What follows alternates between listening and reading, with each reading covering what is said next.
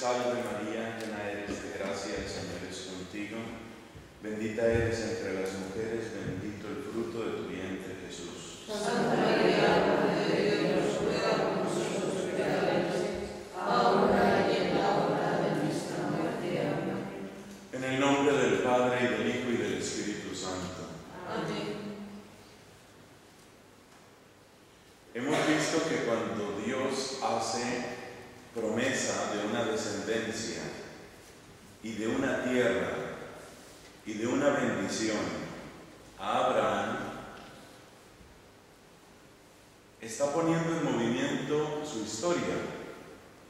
Pero nos quedaba una pregunta, y la pregunta es: ¿cómo enlaza este relato con el macro relato, con el gran relato de la victoria sobre el pecado?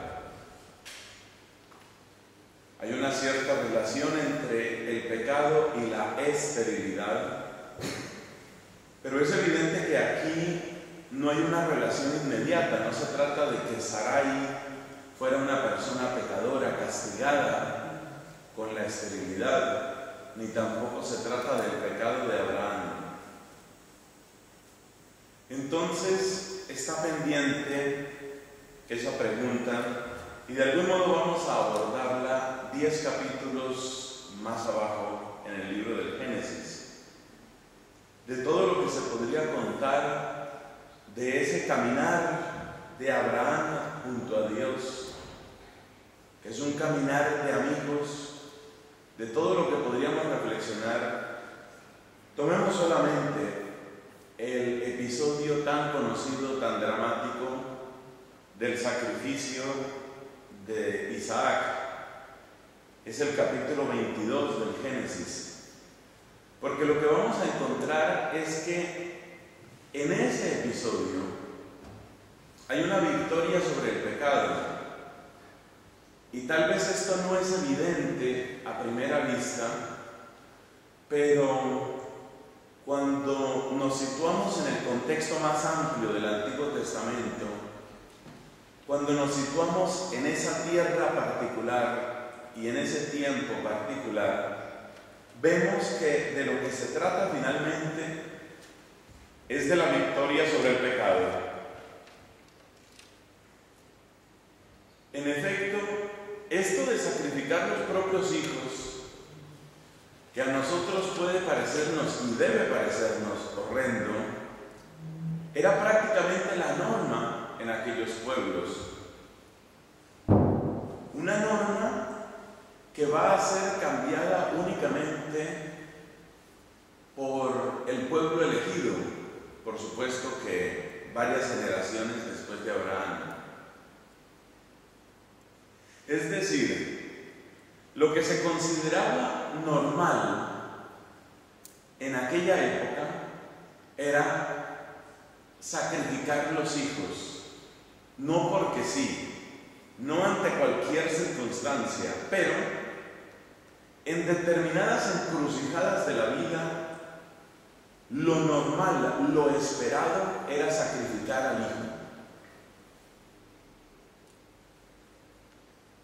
Nosotros encontramos rastros de esta práctica salvaje en muchos lugares de la Escritura. Por ejemplo, en el libro de los Jueces recordamos el caso de Jefté. Jefté es uno de los jueces. Tiene una victoria que parecía imposible,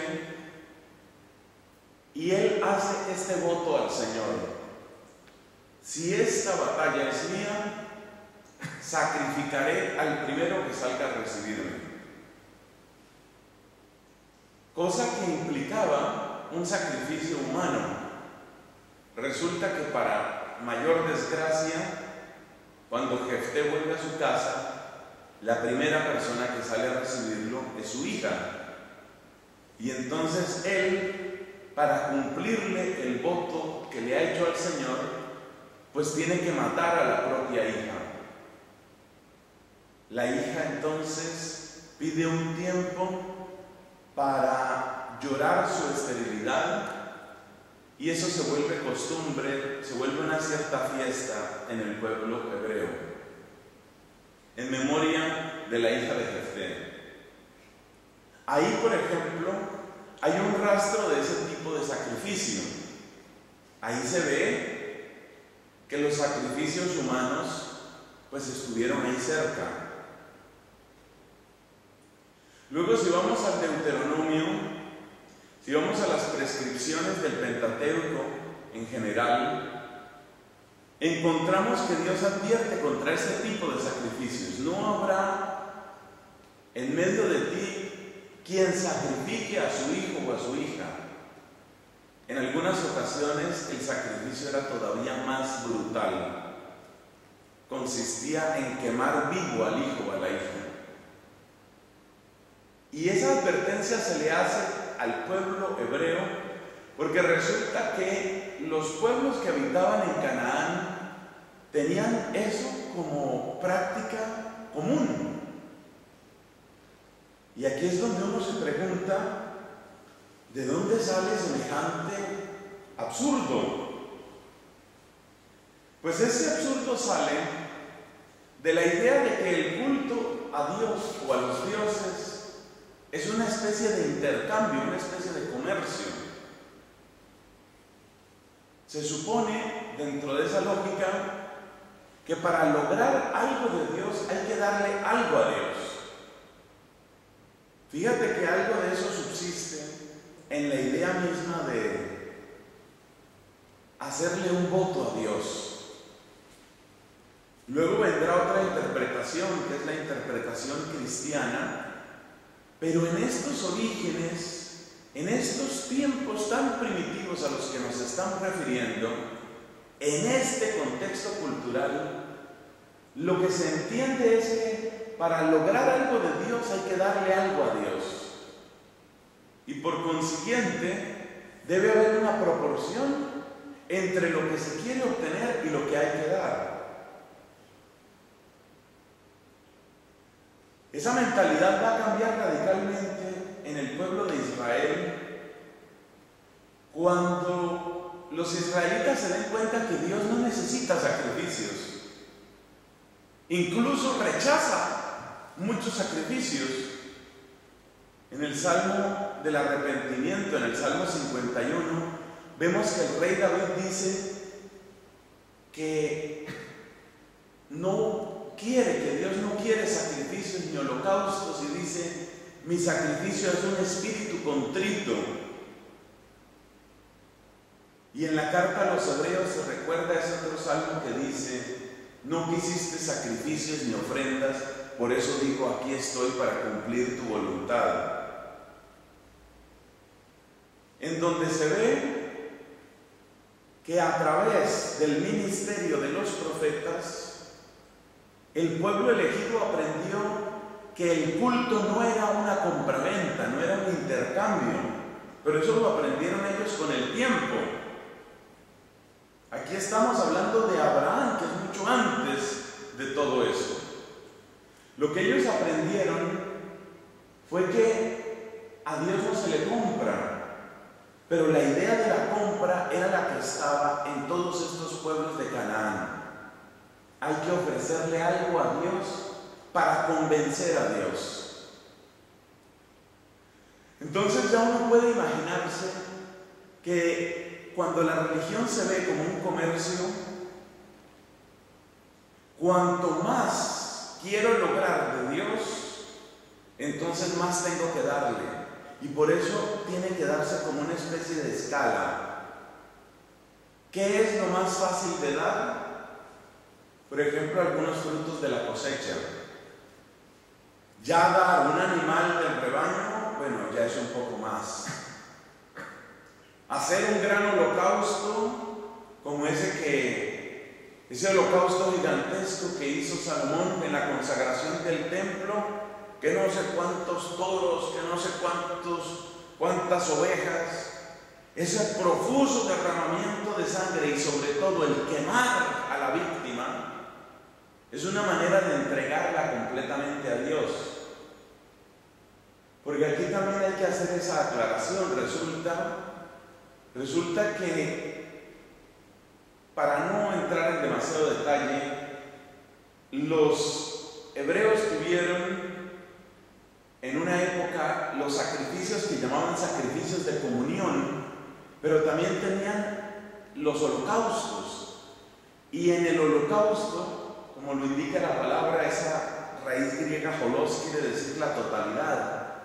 El holocausto es la entrega total de la víctima, normalmente consumida por el fuego. Mientras que en el sacrificio de comunión lo que se hacía era derramar la sangre y después se quemaba una parte, usualmente la grasa del animal, el sebo del animal, y la carne quedaba para la gente. Entonces, pues bien organizado un sacrificio de comunión era una cosa bastante agradable.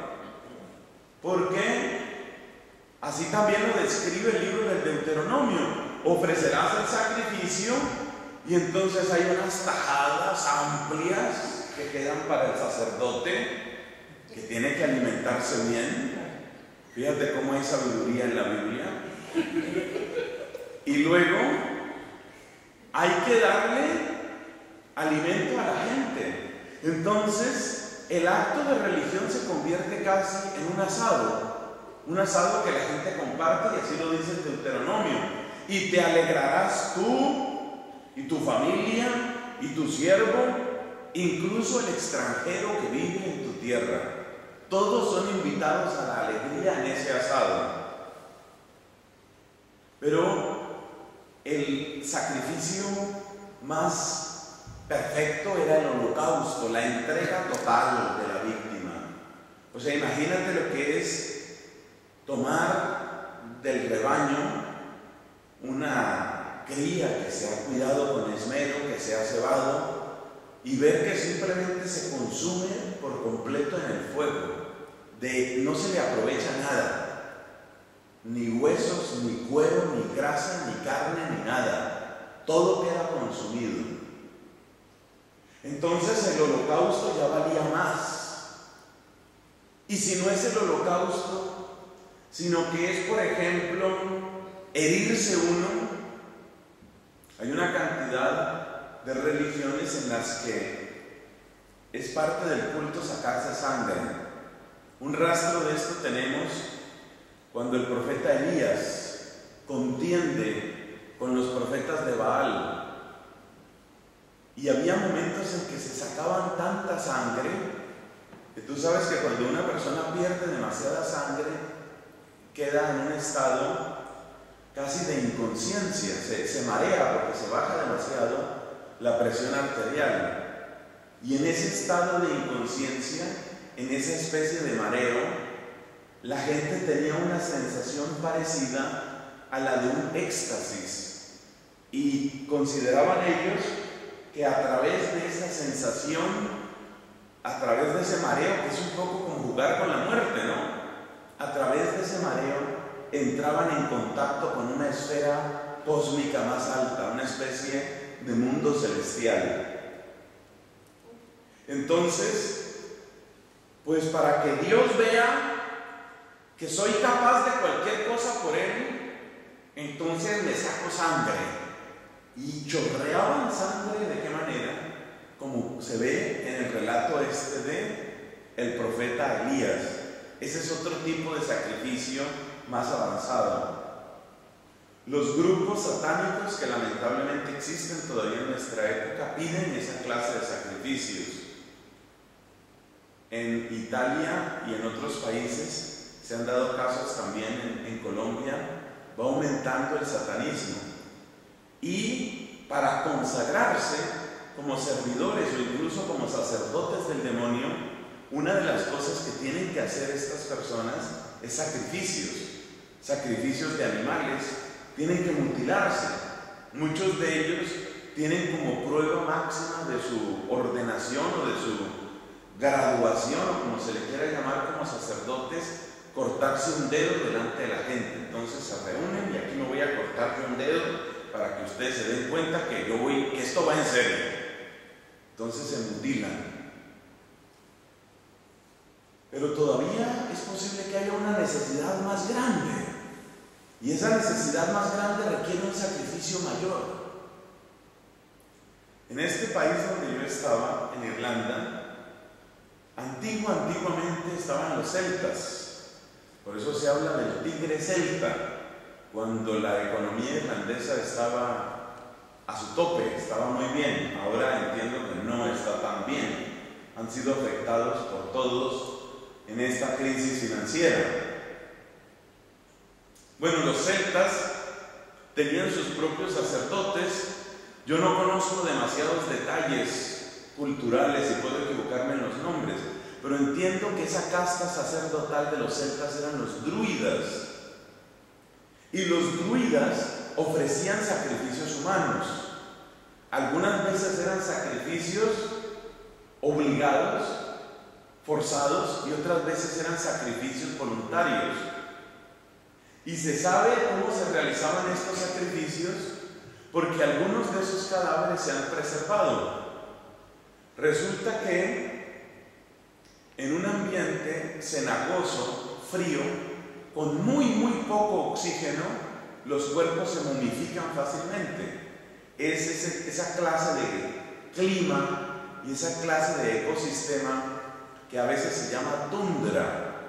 En la tundra, los cadáveres, si hay muy poco oxígeno, los cadáveres no se descomponen, sino que tienen un proceso semejante a la momificación. Es una cosa muy extraña porque uno asocia el agua con la descomposición y uno puede pensar que cuanta más agua, más rápido va a ser el proceso de descomposición del cadáver. Pero resulta que el agua no siempre descompone. Para que el agua facilite la descomposición tiene que ser agua en la que se renueva el oxígeno. Pero en muchas de estas lagunas y pantanos internos, que los hay en Inglaterra, que los hay en Irlanda y que los hay en otras partes del norte de Europa, muchas de estas lagunas realmente no se les renueva el agua y entonces tienen muy poco oxígeno, pero muy poco. Y cuando hay muy poco oxígeno, entonces no se da descomposición. Bueno, toda esa historia es para contar que se han descubierto cadáveres de la época de los druidas y se ve cómo fueron realizados los sacrificios. Por eso se sabe que algunos fueron sacrificios forzados y otros no fueron forzados. En algunos casos, la víctima era mutilada o cortada antes de ser muerta. Todo ese estudio le hacen en una especie de autopsia. Y en otros casos, la persona no tenía esas mutilaciones o esos cortes. En algunos casos, se ha podido, por ejemplo, encontrar qué era lo que había comido la persona, porque queda tan perfecta la momificación que no se descompone su cuerpo ni se descompone lo que tenía dentro del cuerpo. Entonces es un tema un poco raro para un retiro espiritual, pero ya ves que todo tiene su relación, todo hay que comentarlo. Entonces ya estamos aquí en qué comió la persona antes de morirse. Y ahí se ha sabido que en algunos casos lo que la persona comió era su dieta normal y en otros era una especie de sustancia narcótica para pasar algo así como del sueño a la muerte. Entonces los sacrificios humanos existen en muchas culturas. Los aztecas también tenían unos sacrificios humanos espantosos. Se quiere presentar a la religión cristiana como la religión salvaje por excelencia, la religión intolerante, pero yo creo que ninguno de los que dicen eso quisieran vivir en tiempo de los aztecas. La serpiente emplumada, curioso que sea serpiente también, la serpiente emplumada era la gran deidad de los aztecas y esta deidad se alimentaba de sangre humana, necesitaba para funcionar, necesitaba sangre humana. Pero, con el debido respeto para las personas mayores, la idea que tenían los aztecas es que con los años la sangre se deteriora. Así que se necesita sangre fresca, sangre de muchachos, sangre de jóvenes, mujeres.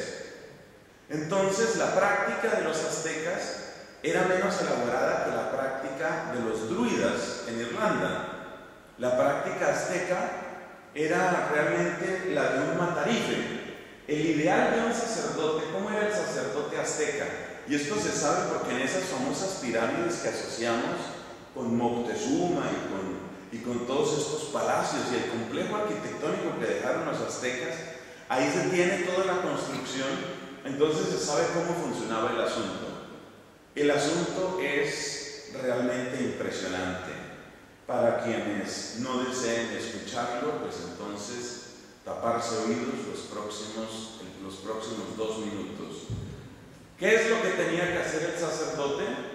El sacerdote recibía al respectivo joven, que podía ser, repito, hombre o mujer, y entonces con el torso desnudo, la víctima, lo que tenía que hacer el sacerdote era con una especie de cuchillo romperle el tórax a la persona esta. Entonces le abría piel, músculos y costillas. Estando la persona viva, le abre así. Luego secciona rápidamente los conductos, venas, arterias que rodean al corazón, de manera que el corazón estaba chorreando sangre y moviéndose. Tenía que estar moviéndose el corazón, porque eso indica que es un corazón vivo, que tiene sangre nueva.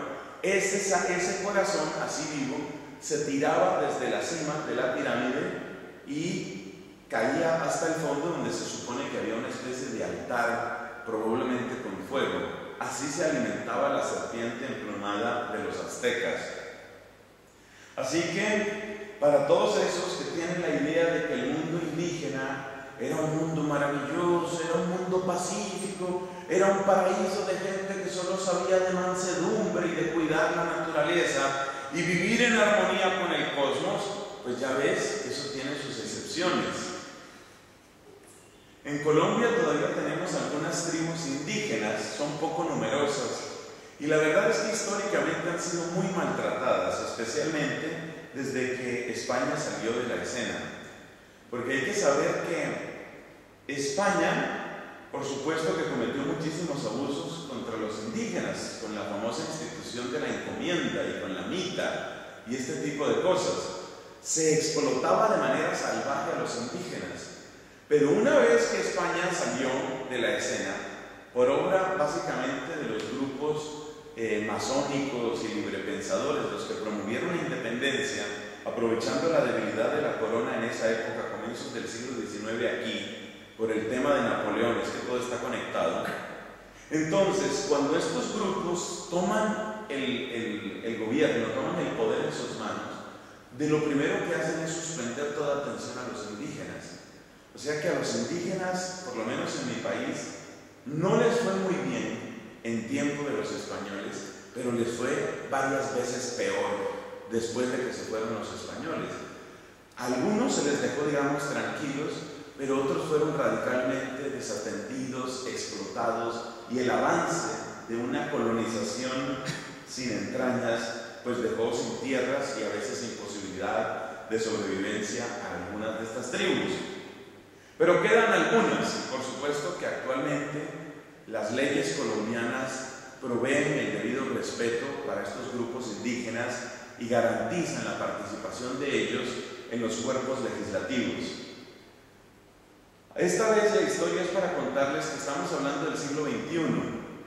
En el siglo XXI en Colombia hay indígenas y hay un problema que tenemos que consiste en lo siguiente. Por un lado, muchas ONGs promueven la idea de que los indígenas son solamente víctimas, que han sido víctimas, y además promueven la idea de que han sido víctimas inocentes, es decir, seres humanos buenos que han sido sometidos a un trato inhumano.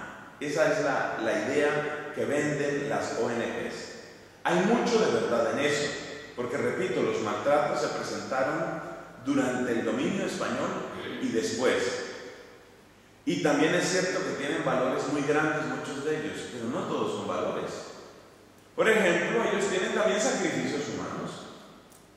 Y esta vez no estamos hablando de los druidas de hace 15 siglos o 20 siglos o los que sean.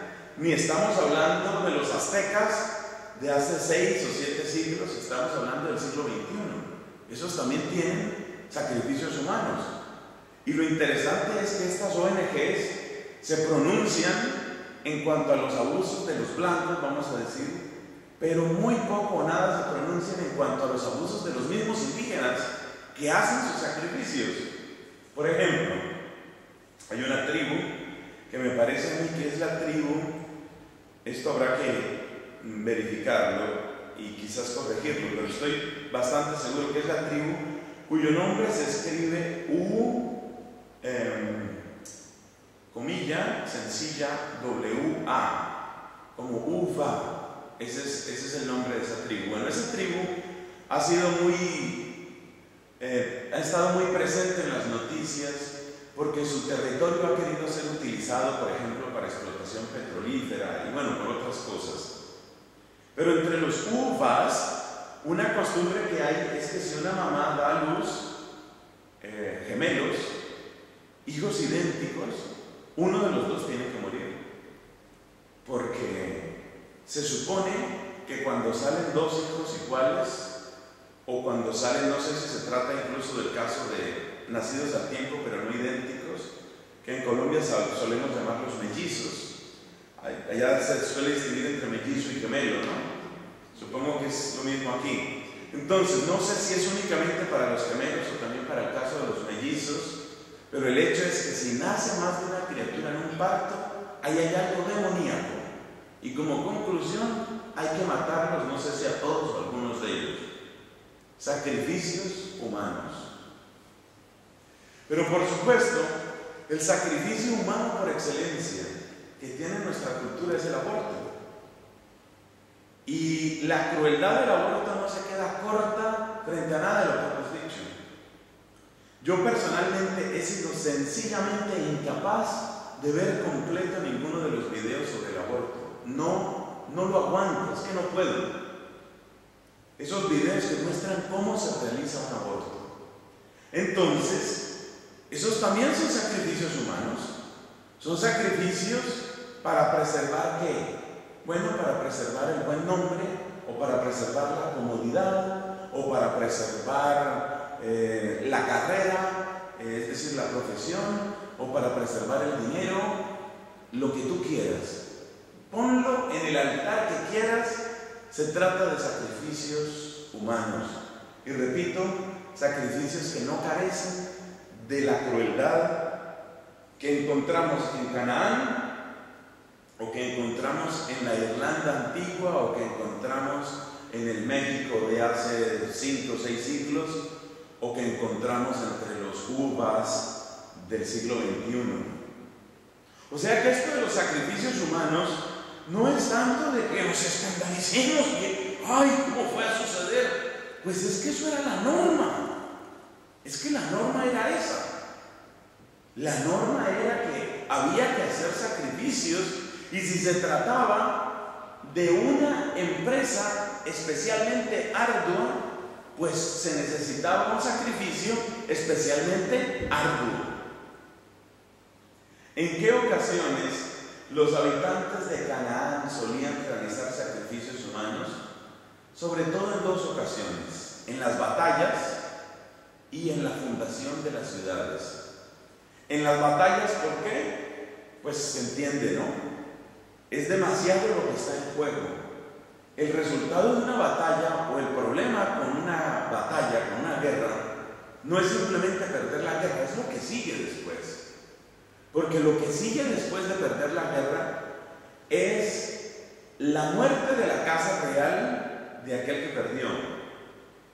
La norma en estos tiempos, para que nos ubiquemos, para que tengamos el contexto, la norma aquí es que si la tribu A pelea con la tribu B, o clanes, o pueblos, o como los quieras llamar, si la tribu A pelea contra la tribu B y gana la tribu A, lo primero que tiene que hacer es matar a los niños de la casa real de la tribu B, porque de otra manera, si ese linaje queda vivo, pues en cuanto esos chicos crezcan, y esa será la ley de la vida, que van a crecer, pues lo que van a buscar es venganza sobre la tribu que les venció.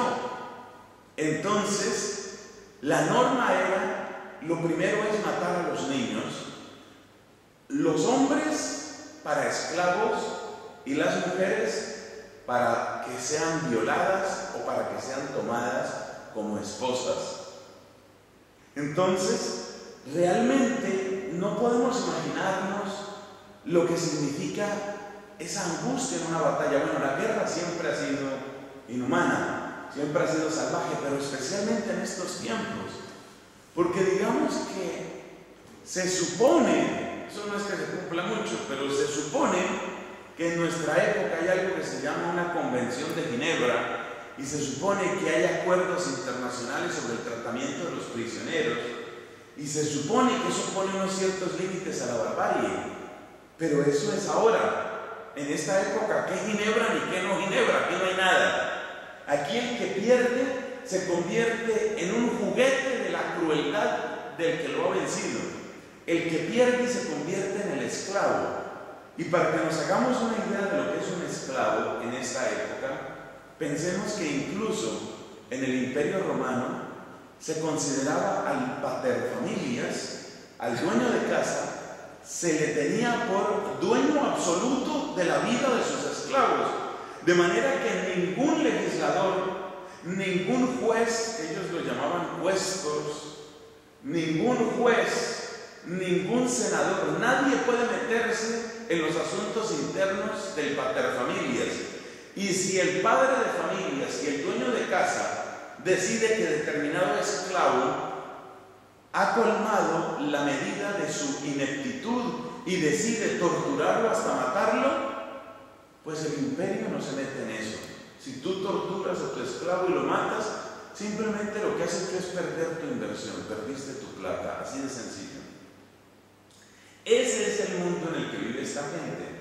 Entonces, desde ese, digamos, en ese contexto de crueldad, de rapacidad, de salvajismo, que repito, no es que haya desaparecido completamente del corazón humano, porque lo vemos también ahora en otros aspectos, en ese contexto, contra ese fondo rojo teñido de sangre y de crueldad, hay que entender estas cosas. Entonces hay que entender que Jefté tenía que estar en el colmo de la angustia, viendo que la batalla se le podía ir de las manos y ya imaginándose lo que seguía, porque ya él sabía bien lo que seguía: que me matan a mí, que agarran y torturan a mis hijos y los matan, que acaban con nuestras mujeres, que se muere todo aquí. Entonces, lo que siente este hombre es que hay que hacer lo que sea, alguien que me ayude. Desde esa angustia, desde esa indigencia existencial radical es que se realizan estos sacrificios humanos. Algo parecido sucede con la fundación de las ciudades. ¿Cómo es lo de la fundación de las ciudades?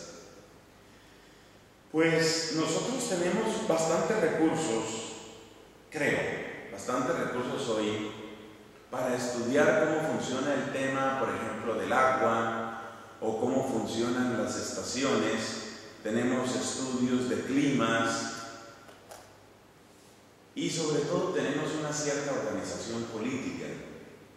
En la gran mayoría de los países, hay excepciones, pero en la inmensa mayoría de los países del mundo, pues hay un Estado de Derecho y hay una fuerza que pertenece al Estado cuyo cometido es preservar el orden.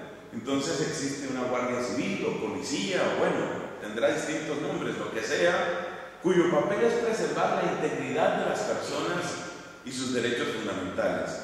Nada de eso existe aquí, nada. Es decir, en este mundo del siglo XVIII a.C., lo único que existe, lo único que tú tienes es lo que tú puedas hacer.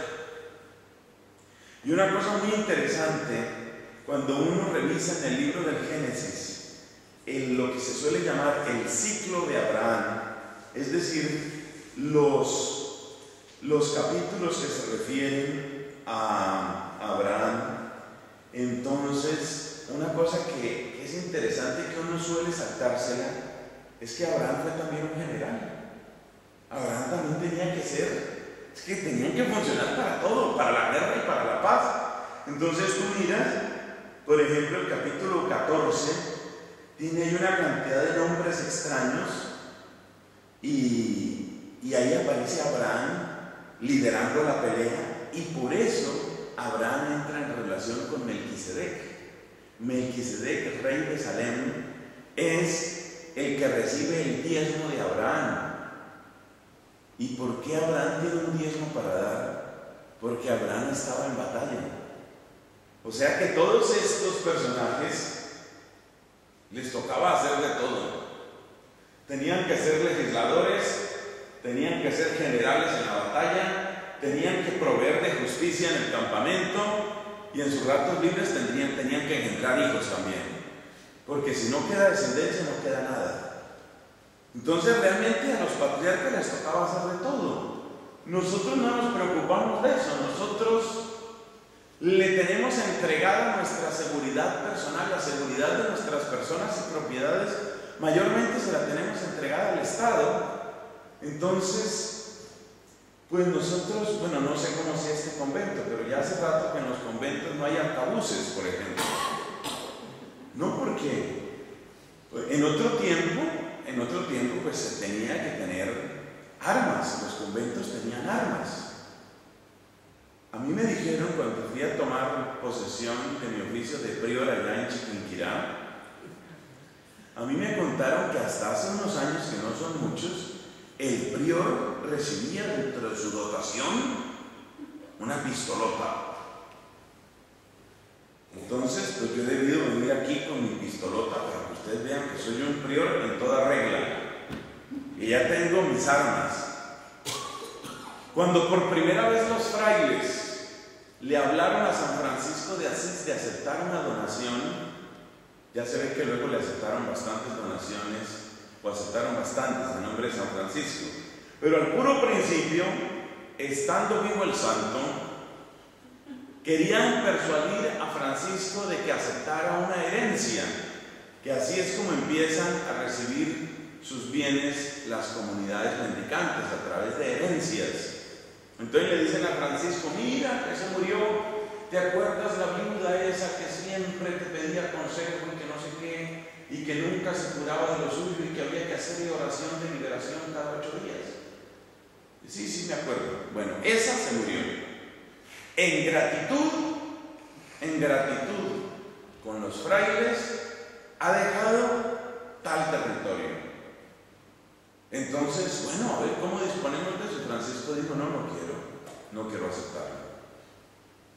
Le preguntan por qué, y él dice: porque si aceptamos el territorio, tenemos que ponerle una cerca, y si le ponemos una cerca, tenemos que ponerle un guardia, y si le ponemos un guardia, tenemos que darle un arma. Y ahí está la síntesis.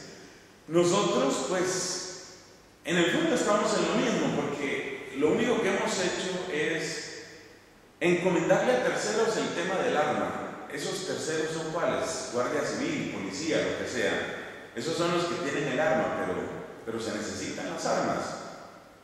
Allá en Chiquinquirá no solo estaba la policía, sino que también el prior tenía su pistolón. Y entonces, si se necesita, sale el prior allá a defender a los frailes. Cosa que demuestra que en este mundo antiguo les tocaba hacer de todo. Siendo así las cosas, fundar una ciudad era un tema muy complicado, porque fundar una ciudad era hacerse esta clase de preguntas: ¿y esto tiene agua permanente, que nadie nos la quite, que nadie nos la robe, que nadie nos la envenene? ¿Y cómo es el verano aquí? ¿Y cómo es el invierno aquí? ¿Y cómo funcionan los pastos aquí? ¿Y si nos atacan, para dónde nos vamos? ¿Y si vienen por esta montaña, si vienen por este camino? Son demasiadas variables, son demasiadas preguntas. Entonces, fundar una ciudad era como hacer una apuesta casi en el vacío. ¿Será que lo logramos? Algunas de esas fundaciones fueron extremadamente exitosas. A mí me dicen que la ciudad de Jericó tiene más de 5.000 años. Esa fue bien pensada. Eso sí es planeación. Vamos a ver si algunas de las nuestras duran todo ese tiempo. Jericó tiene, no sé, dicen que más de 5.000, 6.000 años, no sé cuánto. Dicen que es la ciudad más antigua del mundo. Esa fue bien pensada. ¿Cómo se hace para fundar una ciudad que dure? Como son tantas las variables y como es posible equivocarse de tantas maneras, entonces lo que está en riesgo es demasiado, porque estamos hablando del tránsito de una sociedad nómada a una sociedad sedentaria. Pero apostarle al sedentarismo no es tan fácil, porque apenas apuestas por la vida sedentaria, estás amarrándote al albur de las cosechas y del clima y de los salteadores y de los vecinos y de las fieras. David todavía tenía que lidiar con problemas como esos, que si un puma, que si un oso, que si no sé qué, y hay que lidiar con todos esos problemas. Entonces fundar una ciudad era una empresa llena de incertidumbres, donde los riesgos eran inmensos, porque una vez más el riesgo de que vengan a atacarnos no es simplemente que llegaron y no alcanzó la comida para todo el mundo, es que llegan y arrasan y se quedan con todo, y lo primero que hacen es matar y violar. Eso es lo primero que van a hacer: el pillaje, el asesinato y la violación. Esa es la norma de las invasiones. Entonces, un hombre de estos, sin datos climatológicos, sin oficina meteorológica, sin un historial de las lluvias en los últimos años, sin hablar el idioma de los que están ahí, sin saber si ahí matan o no matan, si están haciendo trampa o no trampa, ¡Dios mío, ayúdanos!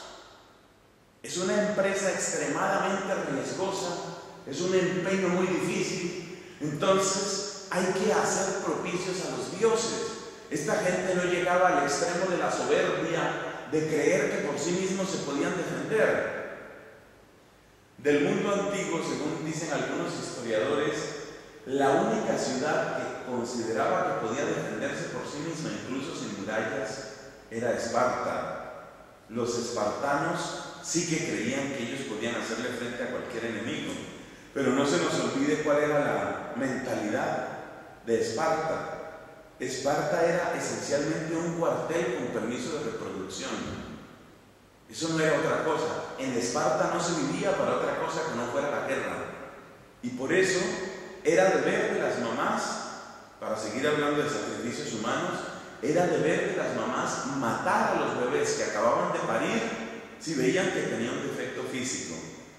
Algo que para nosotros nos daría un sentimiento de piedad, como por ejemplo estos niños que nacen con el labio hendido, paladar hendido.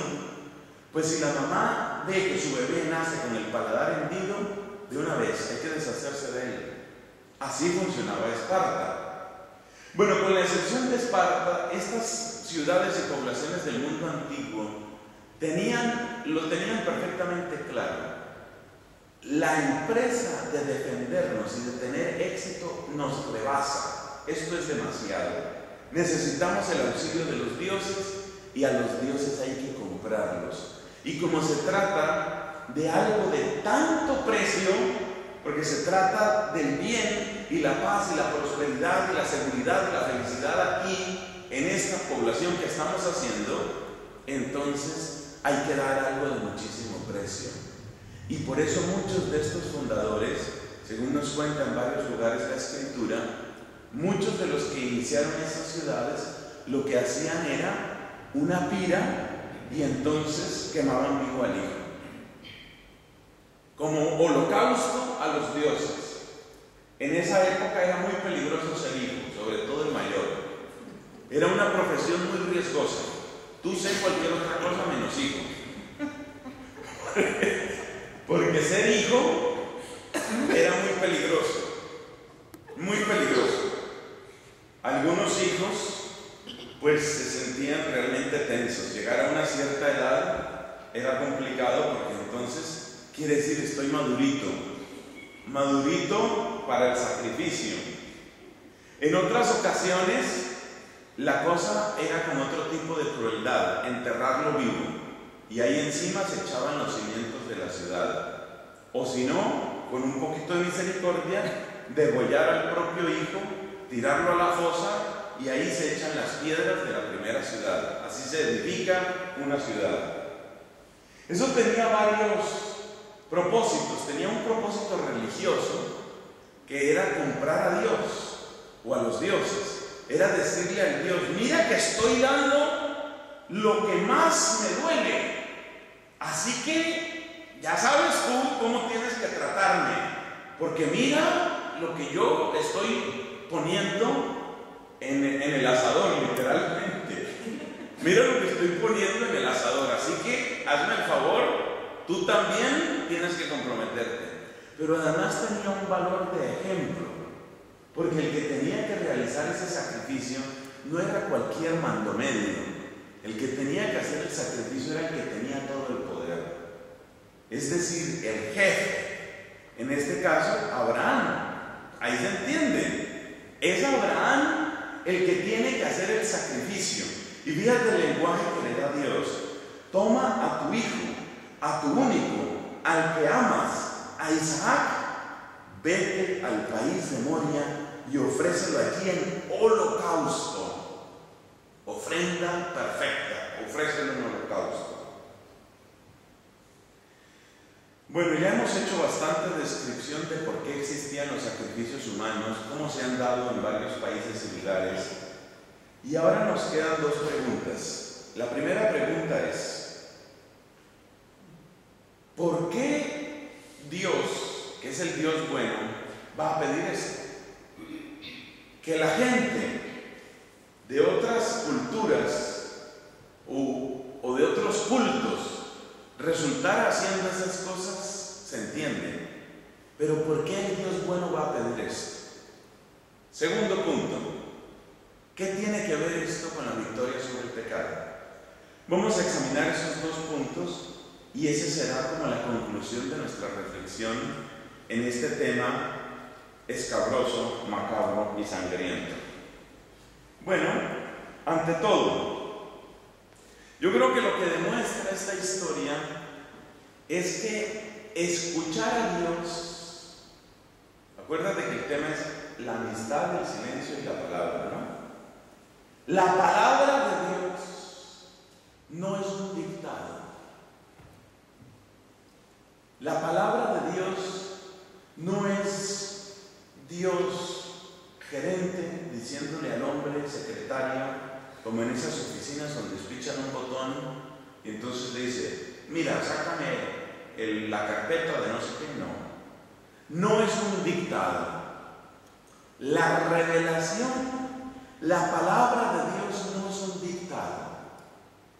La palabra de Dios, por supuesto que es mensaje suyo, pero mensaje que llega a nosotros a través de los velos, a través de los canales, a través de los pasadizos, muchas veces oscuros, sucios, taponados, de nuestra propia humanidad, de nuestro propio pecado. ¿Cuánto realismo tiene nuestro hermano Santo Tomás de Aquino cuando dice que hay una doble oscuridad en la que hemos nacido y crecido? El pecado y la ignorancia. Totalmente cierto. Son velos espesos que impiden que llegue la luz de Dios, si vamos a utilizar esa comparación que tiene que ver con el sentido de la vista. Pero ahora aplica la misma comparación al sentido del oído, porque aquí es palabra. Si para el sentido de la vista decimos que existe la doble oscuridad, el doble velo del pecado y la ignorancia, eso se refiere a la vista. Pero con respecto al oído, ¿qué sería eso? Pues sería la sordera, la distancia, la distorsión. Sí, Dios está hablando, pero su mensaje llega a través de los caminos tortuosos a donde nosotros mismos nos hemos metido. Acuérdate lo que veíamos de Adán en el paraíso. Adán se esconde, se aleja. Acuérdate lo que nos dice Jesús. Él es el buen pastor que tiene que ir a buscar a la oveja perdida. Nosotros nos hemos alejado y por eso nuestros oídos solo con dificultad van captando. Entonces tenemos que tomar este mensaje no como un dictado que Dios le dijo allá a su ángel mayor: tú toma nota y mándale este correo electrónico a Abraham. Este no es el dictado de Dios. Esto es lo que Abraham pudo entender en ese momento. Eso es lo que aparece aquí. Lo que sucede es que la Biblia, pues por supuesto, tiene una honestidad que es lo más maravilloso, y por eso aquí aparece la humanidad en toda su crudeza y en toda su fragilidad. Estas palabras no es lo que pronunció Dios allá en el cielo a su ángel secretario. Este no es el fax desde el cielo. Esto es lo que Abraham, en su limitación, metido en esa cultura donde todo el mundo mataba al hijo, que era una cosa impresionante. Todo el mundo matando al hijo. Bueno, ya ese mató al hijo, el otro también mató al hijo. Ya mató al hijo y este está por matarlo, sigo yo. Claro, en esa cultura donde matar al hijo es el empeño, es la cuota que hay que pagar para lograr lo que vale la pena, pues entonces en esa cultura, por favor, entendamos el momento en el que está este hombre, lo que él logra de entender. Antes el pobre viejo, dice uno, Dios mío, ¿cómo logra captar algo? Dios le dice, pero este no es el dictado del cielo. La Biblia no es un dictado desde el cielo. Lo que aparece aquí es lo que Abraham pudo entender. Esta Biblia es palabra de Dios, pero palabra de Dios escrita en esta tierra. Esto fue lo que Abraham pudo entender. Vamos con un ejemplo tomado de nuestro Padre San Francisco, ya que lo hemos mencionado antes con el voto de pobreza. Todos sabemos lo que le sucedió a San Francisco en la iglesia de San Damián. Le dice Dios a Francisco: repara mi iglesia que amenaza ruina. ¿Y qué fue lo que entendió Francisco? Que había que ir por argamasa y había que ir por unas piedras a reparar esa capillita que existe todavía, la iglesia de San Damián. Yo estuve allá en esa iglesia de San Damián y por supuesto, pues uno inmediatamente recuerda esta anécdota. Ahora pues la tienen bellísima ya los franciscanos y las franciscanas que están. Pero Francisco, en ese momento, ¿qué es lo que puede entender? Él ahí trata de entender algo. Y esa es la realidad de uno. Es que esto, Dios ha querido que quede plasmado así para que nos demos cuenta que escuchar es caminar. Para que sepamos que uno no escucha bien desde el principio. Y uno entra en vida religiosa, o como decían antes, que es que me fascina esa expresión, uno entra en religión. Y al entrar en religión, uno más o menos sigue lo que más o menos entiende. Y por eso se cometen muchos errores, aunque se cometen a veces de buena voluntad. Pero uno hace lo que más o menos entiende, y eso se supone que es agradar a Dios. Y ahí seguramente hay aciertos, y con toda probabilidad hay grandes desaciertos. En Colombia tenemos una anécdota con las monjas dominicas. Ustedes dirán que yo estoy faltando a la caridad, pero es que no me aguanto, tengo que contarlo. Resulta que las monjas de aquella época rezaban en latín. Estamos hablando de hace unos cuantos años, obviamente. Rezaban en latín. Entonces ustedes saben que el cántico de Daniel es un cántico que tiene incorporado, el cántico de las criaturas tiene incorporada la doxología. Por eso en el breviario dice, aquí no se dice gloria al Padre, al Hijo y al Espíritu. Entonces resulta que en latín esa expresión, esa rúbrica va de este tenor: non dicitur gloria Patri et Filio et Spiritui Sancti. Entonces las monjitas dominicas colombianas que no sabían latín pero que querían agradar a Dios, entonces ellas llegaban ahí al canto de Daniel, non dicitur gloria patri et filio, porque no sabían qué significaba non dicitur. Entonces para ellas, yo no voy a preguntar si eso pasaba aquí. El hecho es que sí pasaba en algún monasterio en Colombia.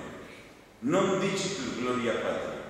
Y con la mejor buena voluntad, ellas sentían que estaban agradando a Dios con eso. Esa era la manera de agradar a Dios. Entonces entendamos que uno primero escucha mal y después escucha mejor, en contra de lo que suele suceder en el orden biológico y natural, en el cual a veces con los años uno se supone que pierde el oído. Pues la lógica de la Biblia es que con los años uno mejora el oído. Con los años uno aprende a oír mejor la voz de Dios. Se supone que así debe ser. Entonces, cuando aquí aparece que Dios le mandó a Abraham esto, por favor, comprender que eso es lo que significa en su circunstancia, en su medio, en lo que él tenía a su alcance, en su realidad y su contexto, eso era lo único que él podía entender, porque él vivía en un ambiente en el que no existía ni la Guardia Civil, ni la policía, ni el ejército, ni las Naciones Unidas, ni la Convención de Ginebra, ni nada. Lo único que existe son unos enemigos que en cuanto yo me descuide me van a acabar con Sara, y en cuanto yo me descuide arrasan con todo y se roban todo y nos matan a todos. Eso era lo único que él sabía que existía, y lo único que él sabía era que cuanto pueblo él iba conociendo y cuanto poblado él iba atravesando, la práctica era la misma: sacrificios y sacrificios. Esta anotación sirve también para muchas cosas del Antiguo Testamento. ¿Cómo fue que Dios mandó que se condenara al anatema, que Dios mandó que se matara? Mira, dentro de ese contexto, cuando uno va entrando al contexto, uno va entendiendo que muchas veces esa era casi la única alternativa. La comparación que yo suelo hacer es la siguiente: si un padre de familia tiene, digamos, dos niñas, dos pequeñas hijas, y vive en un barrio extremadamente violento, un barrio famoso por los asesinatos y las violaciones, y este hombre en ese lugar donde está sabe que o no existe la policía, o la policía, si existe, es lo más corrupto del lugar, y este hombre tiene que ir una tarde en solitario por una calle con sus niñas, y se acercan dos o tres fascinerosos con cara de vamos a acabar contigo y nos interesan tus hijas. Este hombre se hace matar, el tipo se hace matar por defender a las suyas. Entonces uno tiene que entender esa lógica. Ese es el mundo del Antiguo Testamento. Es un mundo de matar o morir, es un mundo lleno de salvajismo y de sangre, y es un mundo donde no hay una autoridad reguladora. Tú tendrás la justicia que tú logres por tu propia mano. Por eso la única institución de justicia, y esto lo han estudiado muy bien los exégetas, la única institución de justicia que realmente existía aquí era lo que se llamaba el Goel, el vengador de sangre. En cada clan, en cada tribu, tenían uno que era el matón oficial. Es decir, si le hacen algo a alguno de nuestra tribu, este es el que tiene que liderar la retaliación, la venganza. Era lo único que ellos tenían. Así de sencillo. Ese es el mundo en el que ellos vivían. Entonces, en ese mundo, dime tú qué significa proteger a la familia. Dime tú qué significa proteger la tierra. En ese mundo, en esa oscuridad, en esos recovecos, en esas mazmorras mentales y culturales en las que ellos estaban, ¿qué significa obedecer a Dios y qué significa escuchar a Dios? Ahora solo nos falta la última pregunta. ¿Y qué tiene que ver esto con la victoria del pecado? Pues esto es lo más bello, ¿no? En medio de tanta sangre que ha tenido esta reflexión es lo más bello. Finalmente la sangre de Isaac no se derrama. Y esto es muy importante porque acuérdate que Abraham es el primero. No solo es el primero en el sentido de jefe de aquella familia que se estaba formando, que luego sería el pueblo de Dios. No solo primero en cuanto jefe en ese momento, sino primero en cuanto padre de todos nosotros. Y en el momento en el que el padre de todos nosotros no sacrifica a su hijo, y en el momento en el que Dios pronuncia el juramento que está en el capítulo 22, versículo 15 y siguientes, en ese momento quedan desautorizados para siempre los sacrificios humanos. Es decir, esta escena, muy al contrario de lo que alguien pudiera pensar, esta escena es una victoria sobre el pecado, porque esta escena desautoriza para siempre los sacrificios humanos en Israel, y esta escena va a ser como el modelo sobre el cual se van a apoyar los profetas para recordar una y otra vez: aquí no se matan seres humanos.